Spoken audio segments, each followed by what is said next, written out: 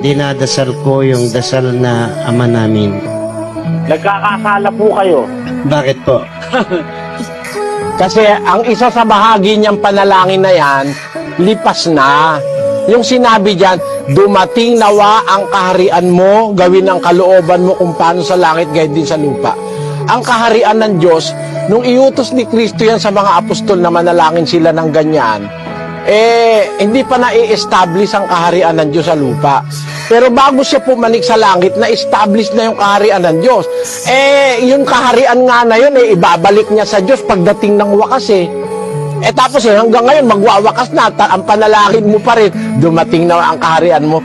Lalabas, hindi mo alam yung kaharian kung ano. Ang kaharian, yun ang iglesia, kapatid. Ang iglesia, ang ginawang kaharian ng Diyos sa lupa. Pakinggan nyo sa Apokalipsis, Kapitulo 1, ganito ang ating mababasa, kapatid na Luz.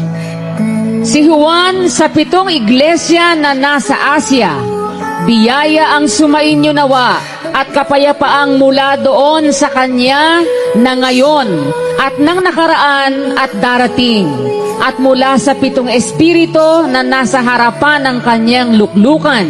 Binigwas na 7 iglesyang nasa Asia, 6.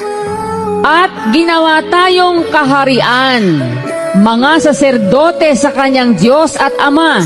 Sumakanya nawa ang kaluwalhatian at ang paghahari magpakailan-kailanman siya nawa. Ano ang ginawa ng Diyos sa iglesia, kapatid na Luz? Ginawa pong kaharian. Kaya nung tanungin nung mga Hudyo si Kristo, kailan ba dadating ang kaharian ng Diyos? Ano ang sagot ni Kristo sa 17:20 ng Lucas? At palibhasa itinanong siya ng mga Pariseyo kung kailan darating ang kaharian ng Diyos, ay sinagot niya sila at sinabi, ang kaharian ng Diyos ay hindi paririto na mapagkikita.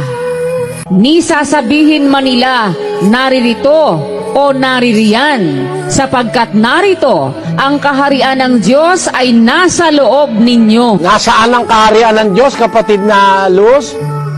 Nasa loob po nila. Kaya ang kaharian ng Diyos noon, yung iglesia, ginawa niyang kaharian dito sa lupa.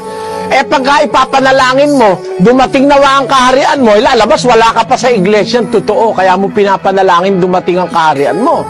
Pwede yun kung wala ka sa iglesia, totoo. Pero kung nakita mo na yung iglesia, totoo, yun na nga mismo ang kaharian ng Diyos. Tapos papanalangin mo pa, dumating ang kaharian mo, kakamali ka na, kapatid. Ngayon, ganito yon para maintindihan mo. Basahin natin ang Mateo 6:9. Magsidalangin nga kayo ng ganito. Ayon, ang sabi ni Kristo, magsidalangin kayo ng ganito. Yan ang padron, yan ang example. Hindi naman sinabi, ipanalangin ninyo ito. So when you always pray, you pray that. No. Like, after this manner, therefore pray ye. Yun ang magiging halimbawa, padron, parang example, na ang panalangin may pagpuri sa Diyos, may paghingi ng tawad, at may paghingi ng iyong kailangan. Kagaya nung kailangan ng mga apostol na hiniling nila, dumating nawa ang kaharian mo, dumating naman, tinugon ng Diyos ang kanilang panalangin. Pero ang Katoliko, ang laging pag-asa, dumating ang kaharian, malapit ng isole, aalis na uli sa lupa yung kaharian, ang panalangin pa rin ng Katoliko, dumating ang kaharian. Pakinggan nyo, sa unang Korinto 15:24. Kung magkagayoy, darating ang wakas, pagka ibibigay na niya ang kaharian sa Diyos. Ano ang gagawin ni Kristo pagdating ng wakas, Sister Luz? Ibibigay po niya ang kaharian sa Diyos. May kaharian na rito sa lupa, tama hindi? Tama po. Pagdating ng wakas, bibigay na sa Diyos. Ang Katoliko, magwawakas na, ang panalangin pa dumating, kasi hindi pa nga sila nakakakita ng kaharian ng Diyos. Di ba maliwanag yun, kapatid?